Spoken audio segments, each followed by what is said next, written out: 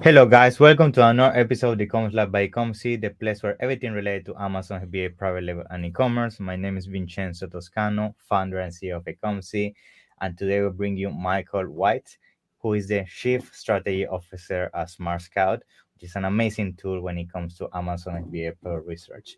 This tool can do so many things, and one of the sweet points is definitely help you find those products to keep adding to your brand, specifically in the private level.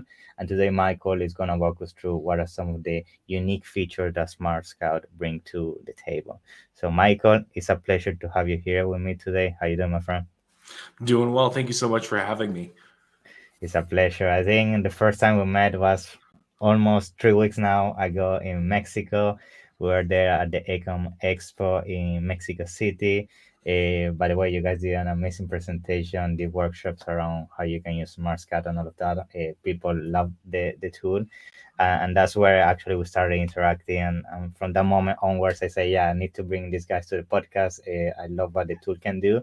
And for sure, I know I can add a lot of value to especially those sellers looking to keep researching products for the Amazon brand.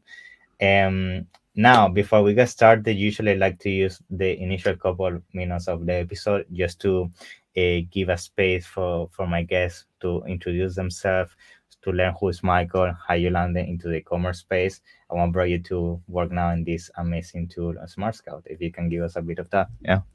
Yeah. So thanks again for having me. So about what 7 years ago or 8 years ago, I lived in Colombia for a couple years, and then after getting back, I was looking for a job, and I found a job at a warehouse. Okay. And when I got there, I found out it wasn't like a normal warehouse. It was actually a warehouse of a very large Amazon seller. So I Yeah. started just doing very basic prep work. This is a seller that was doing upwards of $50 million a year in Wow. sales in Amazon US. So I was just working in the warehouse, opening boxes, prepping products, and getting shipped off to Amazon. Just the Yeah. very basic stuff, some Yeah. logistics. After doing that for just a couple of weeks, they moved me up to the office. And they realized they were wasting me downstairs in the warehouse, even though I thought the warehouse was fun personally. It was Yeah. a good time down there.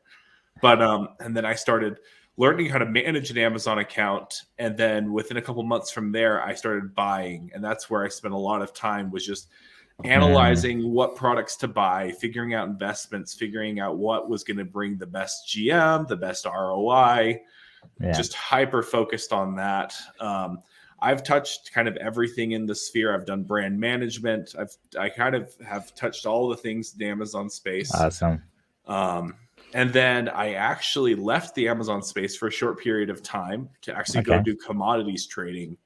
Okay. Had a really unique opportunity, and then I actually got called up by my old boss who had hired me for the warehouse when he was launching SmartScout, so I could come back Great. and help him build this tool. That's So awesome. I that's love it. that's Yeah. that's my What a story. journey. What a journey. Love it. Yeah. I like the fact that you went from the very basic, like, as you said, warehousing task to all the way to managing brands and now leading this amazing tool. So, what a journey. Congrats on that. And when it comes to Smart Scout, I mean, the growth you guys been having the space has been very, very good. I mean, you guys been growing so fast and everybody's talking about you guys. And I'm sure today with the demo you're gonna be doing to us, we're gonna understand what is the potential and what is the uniqueness that you guys bring to the space, specifically in the pro research space. I mean, we all know pro research is something that is very tedious and is complex and is I would say the most important part of any Amazon business. I mean, you could have the best strategy in terms of advertisement, you can have the best copywriters, the best designers, but if your product is bad and you just chose the wrong niche, I mean, there isn't anything really you can do to fix it afterwards. So yeah, I would like to see what usually we can do with Smart Scout, and if you can guide us through what are some of the things we can do with it to find our products. Yeah.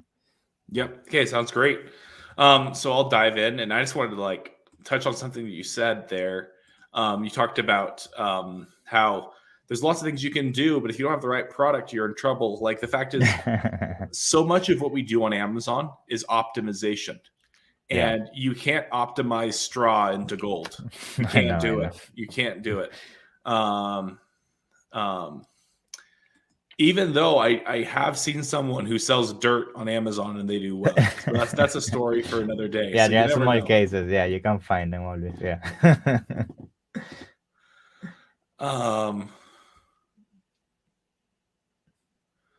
Okay. Sounds good. So we have our so this is SmartScout. I'm just going to start by digging into our subcategories tool. Okay. What we're doing is we're looking at Amazon from a very different light. So we have tons of different tools. We have over 20 different tools. So I'm not going to dive into all of them today. But let me talk about more like the perspective that we use. For the longest time, we've looked at Amazon on a product by product basis or on a keywords basis. We want to understand it from like a marketplace. Like what's your brand potential? What's your market share? So clothing, shoes, and jewelry does $4.2 billion a month on Amazon. Oh. Home and kitchen does $2.9 billion a month. I'm going to dig into this one a little bit, but so let's dig into that. So almost $3 billion a month in sales. Kitchen and dining does 767 of that. Bedding does 462. Home decor does 454 million. Let's dig into that one. Rugs, pads, and protectors do $110 million a month on Amazon. Area rugs do $108 million a month. Rug grip tape and pads does $1.6 million a month on Amazon.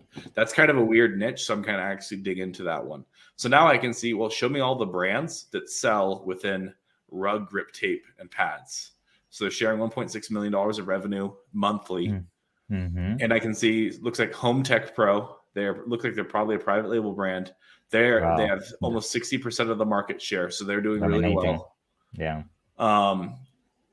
But then there's lots of these other smaller ones that are doing fine as well, like doing $20,000 a month, $18,000 a month. So just a different perspective when you're walking into it. We can look at how many different ASINs there are, and we can also look at the products that are within this area. We can look, so we have our tool called Scope. And Scope is going to let you look at the history of a category or of a product.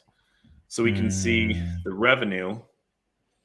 Okay. How it's climbed on a weekly basis. So the revenue is almost doubled. In the last 12 months, the weekly revenue for this niche has more than doubled. Let's go back 24 months and see. Yeah, you basically can see if a category is actually going upwards and downwards in terms of trend and growth and all of that, which is super important. It's grown. Yeah, and it's grown quite a bit. So you can get an idea for, is this niche worth digging into? Is it something that I could be interested in? So that's just one example. There are over 42,000 different subcategories like rug grip tape and pads that you can go analyze. So coming at it from that angle, because I think oftentimes the way we looked at product research was by keywords, right? And then you end up finding like keyword A, keyword B, keyword C, and then you combine those three keywords, and then it's like, okay, here's my Frankenstein of a product that's now going to go out and be successful. But instead, we're going to analyze based off of what's actually happening, based off of different subcategories.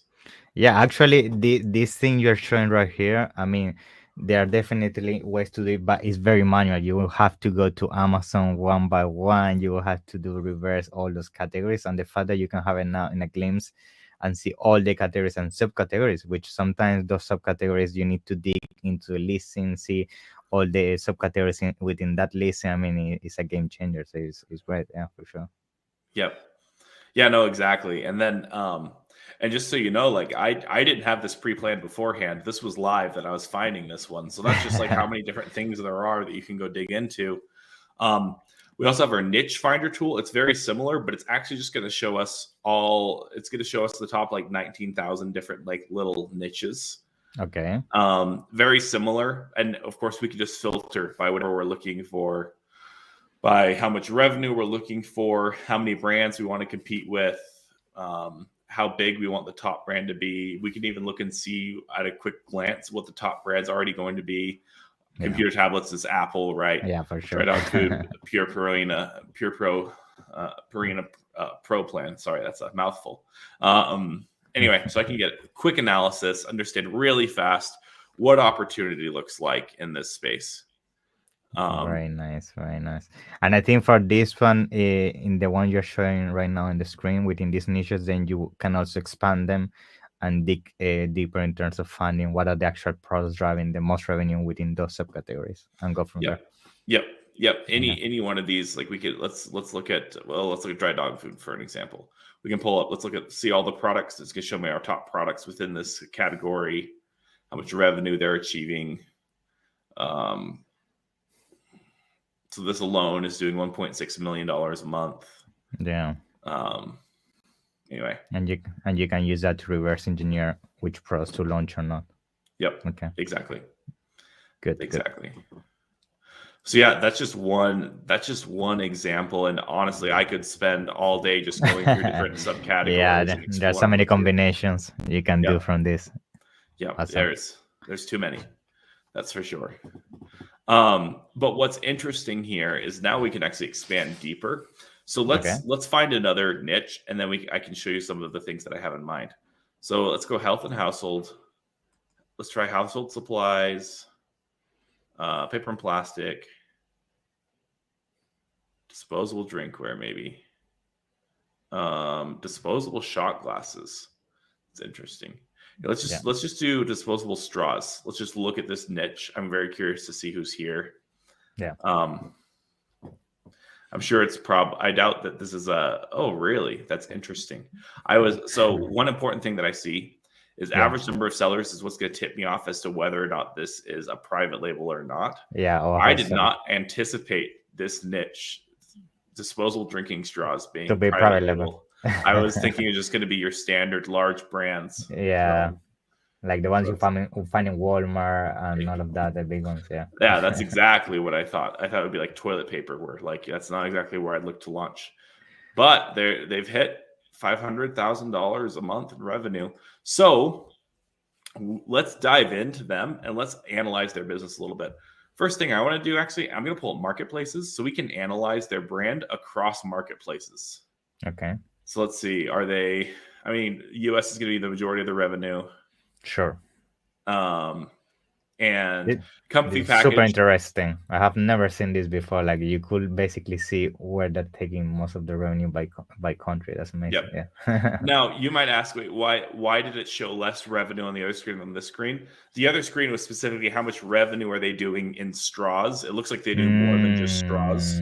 Okay. So that's why they do $500,000 a month or $500 million. $500,000 a month in straws, but they do $9 million a month total sales. Yeah. So it looks like Canada, Mexico, they really haven't spread. Yeah. They're surprised. A little bit in the UK. Yeah. I'll say this. So there's thousands of ways you can use SmartScout. One of them, if you're an agency sitting in the UK and you see this, you should be calling these guys. I was thinking that. I was saying, like, you guys are making 9 million. You have the funding to expand. It's like, for sure. They need to be. They need somebody to come knock on their door because they're 5 million in Germany is just, or sorry, $5,000 a month in Germany, 5,000 euros in Germany. Selling nothing. That's nothing. Yeah. That's nothing. They need some help. So that's just one very creative way you can look into this. It's like, okay, who needs help? That's a good one. Yeah. And I guess from here you could even find the listings and go directly to Amazon and everything, right? If you want to explore them deeper. Yep. We could totally. And then it's also going to show me how many of their products are listed in those marketplaces. Canada's got a good amount of them. Yeah, it's very interesting. Yeah, and then even then, it looks like there's multiple sellers in Canada and multiple sellers in Mexico. I wouldn't be surprised if these are actually resellers. Yeah, they're drop shipping the listings from USA, most likely something like that. Interesting. All right, so we could get another tool we could get distracted by. Let's keep exploring Comfy Package. So we can also look at their history. Like, let's see how much they've grown in the last 12 months. So they're doing about $2 million revenue a week. and now they're up to $3.4 million revenue every week. Wow. We can see across subcategories like where the revenue is coming from. So it looks like disposable cups is their big one. Mm-hmm. And then here, let me remove some of this noise so we're not looking at 1,000 different little niches. I'm thinking that maybe the reason, just as an extra thinking, I thought of seeing the type of product. Maybe they're not in Europe, because I know in Europe there are regulations that you cannot use single-use plastics or something like that. So maybe okay, that makes sense. That makes more sense. Yeah. So that could be it. Yeah, look at disposable cups is their big winner here. Yeah. So now let's say that we're looking at this and we're like, you know what? I'm going after them. Okay. Well, let's take some steps as if we were going after them. So I want to look at their products. Let's look at their top product's going to be a disposable cup of some sort. Yeah. Oh, actually, toothpicks. Interesting. Okay. Well, then I'm going to snag the ASIN and let's actually pull these guys up. I want to see their search terms. Okay. Let's go to relevancy quadrant. So these are all tools where we can analyze an ASIN and its traffic and its keywords. So we can just kind of reverse engineer what their success is coming from. Okay. Awesome. So I guess it's gonna charge everything in terms of the keywords, where the traffic is coming from, and all of that, right? Yeah. So basically, what we're going to do is we have different tools within the section. What this is going to do for us is it's going to show us their keywords. Okay. And whether they're high intent, low intent, and then their search volume. So, for example, their best keyword is toothpicks for teeth, toothpick. Yeah, I see. And then there's some that they're just less relevant, and so right now here I want to show all keywords. Hold on. Let's see. Okay, yeah. So we got a couple other ones. City pickers. Actually, don't have as many keywords as I was expecting. Let's look at keyword detective. I'm curious to see where they sit on this. So here we're going to actually look at competitors, and we're going to compare keywords here. Let me see if it loads. Or do these guys really? Maybe these guys are just winning off of organic search, because like I'm not seeing, like, normally I would expect to see a lot more keywording happening here. Yeah. Or maybe they have a very strong also brand presence outside of Amazon sometimes. That's also the case. Yeah, that's got to be the explanation, because I'm not even seeing anything here right now. That's very interesting. I can also look and see if they are placing ads. If they are, and it looks like we don't have them placing any ads anywhere. That's very interesting. Purely organic. Wow. Yeah, they just have, which this is actually good news. I mean, it's good news either way. So one thing we can see is if they're not investing heavily in this, that means they can be disrupted, because somebody who's not focusing on Amazon can always be beaten by somebody who is focusing on Amazon. For sure. So if you decide to go launch your thing of toothpicks, maybe now's the time, and you can compete against these guys. Yeah, very interesting. Let me go back to them, and let me go back to let's go back to their product. Okay, here it is right here. Let's go traffic sources. So here's something interesting. Let me pull this one up really quick here. Here, let me go back. Let's go back up to their products.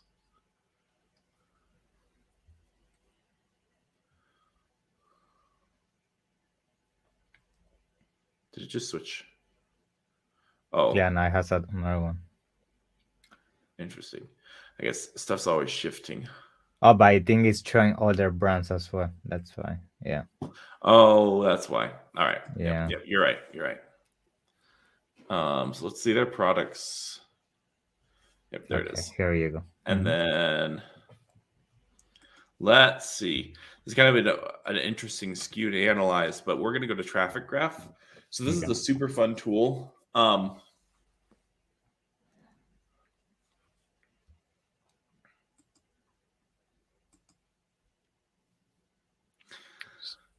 So I'm pulling up traffic graph. Okay. It's loading. So traffic graph is super interesting. What we've done is we've reverse engineered how frequently bought together works on Amazon. Okay. So let me explain that a little bit here. So right now, the demo, we're using the term keto chocolate. Okay. So these are the top 4 products that'll pop up. These ones with the number 1 on it, they'll pop up in the first row if you Google, if you search in Amazon keto chocolate right now. Sure. Now, the purple lines indicate products that are currently recommending them as a frequently bought together. So in other words, if I bought this product, it would recommend this product as a frequently bought together. And if I bought this product, it would recommend this product as a frequently bought together product. Okay. So we can start to create relationships. So yeah, anything purple is sending traffic, and then anything yellow you're receiving traffic from. Okay. Sorry, guys. And I guess you can use this, for understanding how to do your product targeting and all of that from there. Exactly. Like, so putting in because it won't take many steps before you start to notice other brands that are sending you traffic, or where you're sending traffic to other brands. And if nothing else, if you're looking to like compete with one of these products, so for example, this product right here, we see this little circle of products that are sending it traffic. Yeah. If I was looking to launch a competing product, I would want to place ads on all of those little products that are sending organic traffic. Amazon's essentially tipping their hat. The only reason that Amazon has the tab that shows frequently bought together is because they want to convert more sales, right? So they're already telling us, hey, you're getting sale. There are sales happening. There is a relationship here. So if nothing else, you should do it with your own products. Make sure that you're placing ads on anything. So let's see. Not everything's going to have traffic. I'm curious. These toothpicks have been kind of an anomaly. Let me grab the second highest product from these guys and see if I have more success there.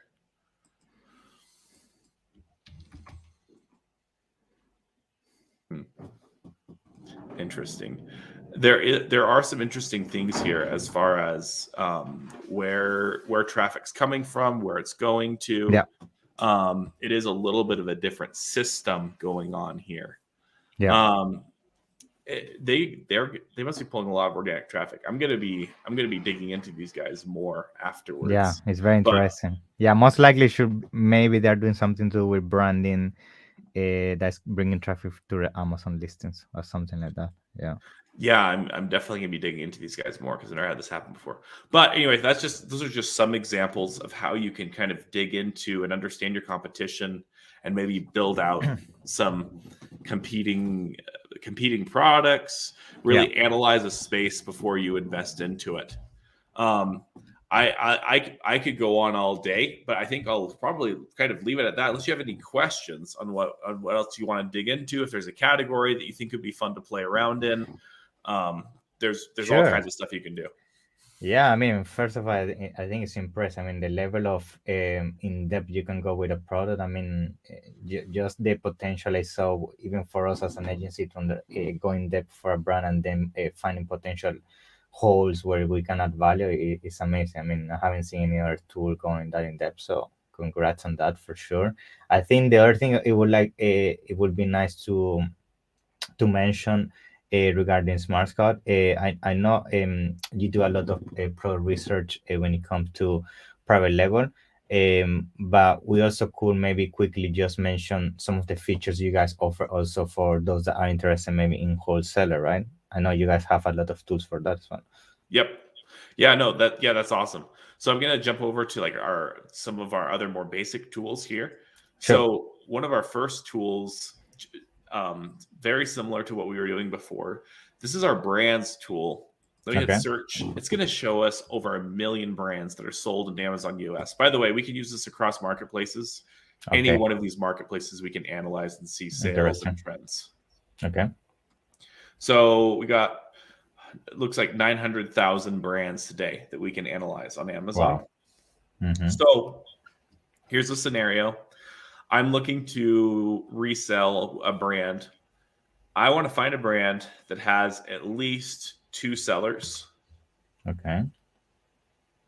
I want to find a brand that's doing at least, let's say, let's say I wanted to be doing at least $500,000 a month on Amazon. Sure. Maybe that's too big. I mean, you can use your own metrics. That's actually For probably sure. that's pretty big. And then I want, I'm also going to cap them a little bit. So a couple other things we can do.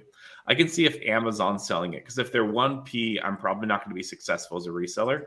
Yeah, for I can sure. filter this out, and I can say, hey, the max I want to see Amazon is 20% of the time. So that's in the last 30 days. How many days was Amazon in stock? I see. So now I'm not going to be competing directly with Amazon as much. So here's over 1,000 brands where this is the case, right? Now from here, I usually just go dig into category. So figure out, is there a category that I'm interested in? So for example, like let's say sports and outdoors is something that I maybe have connections with. Sure. Okay, well here's 80 brands where they have at least 2 sellers. They're doing at least $500,000 a month in revenue. And you could probably lower that and get a lot more results, but this is just for today's purposes. And so here's a list of brands that likely I could resell. It looks like there's lots of people reselling them.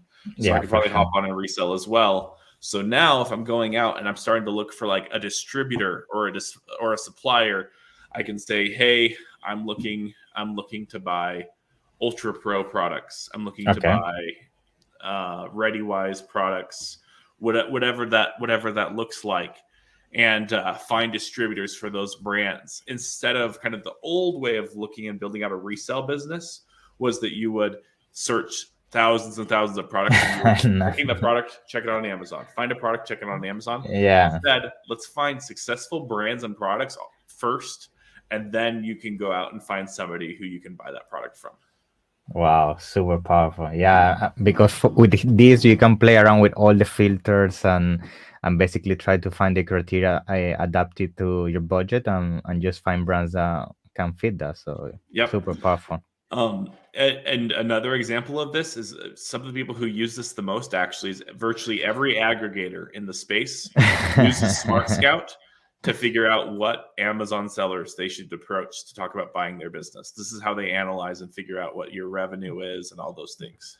Yeah, I was actually thinking about that. Yeah, I bet you guys last 2 years were super busy with aggregators and all of that. Yeah, because you can do the exact same searches, but with sellers, you can do the same searches with products, whatever you want. So if you're trying to understand the space, especially from like a top-down view, it's a great tool. Awesome.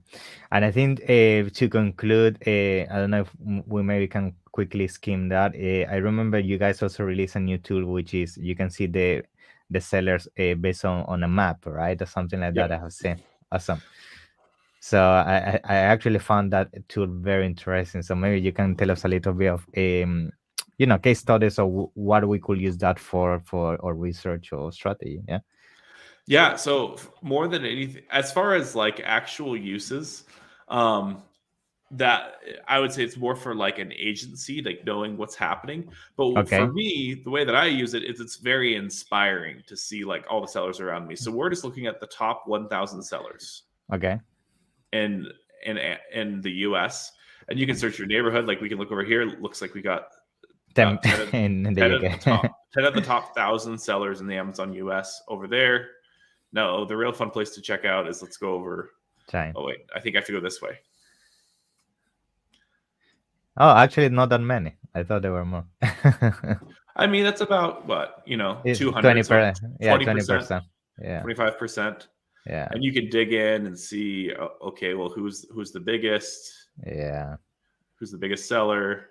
And this one could be used also from our perspective, as you say, an aggregator looking for brands or even for an agency to reach out and things like that. Yep. And you can do this all in a search form in the sellers tool, and you can do filters and you can filter by everything. I'd say it's a little bit more effective. More than anything, this is just a fun tool. Everyone likes it. Everyone uses it kind of like Zillow, where everyone likes to look and see how much everyone's house is worth.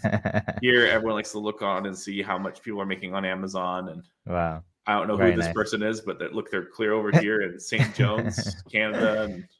Yeah. Super interesting. Awesome. Great. So yeah, I think we cover, to be honest, quite a lot of tools now around the Smart Scout ecosystem. I don't know if there is something else you feel maybe we miss in terms of tools that you'd like to add before we conclude today's episode. I think that's great. I mean, we have other tools, but I think we've highlighted we've gone over some of the Awesome. highlights. Great.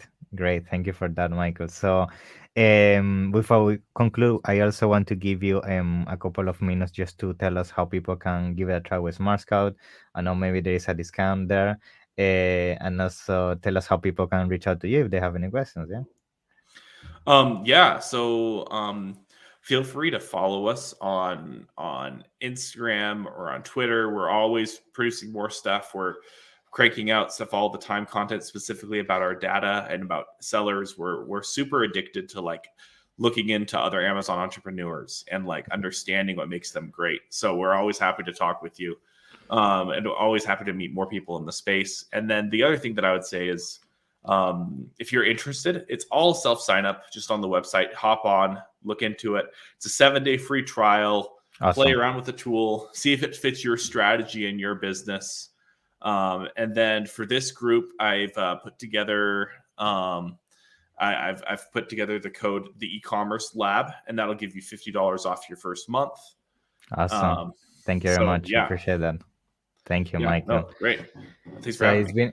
It's been a pleasure. I'm sure I'm going to have you in the future as you guys keep growing. I know this is just the beginning and many more tools are coming. But in the meantime, thank you. I'm looking forward to having the next one. Yeah, it's been a pleasure. Thanks.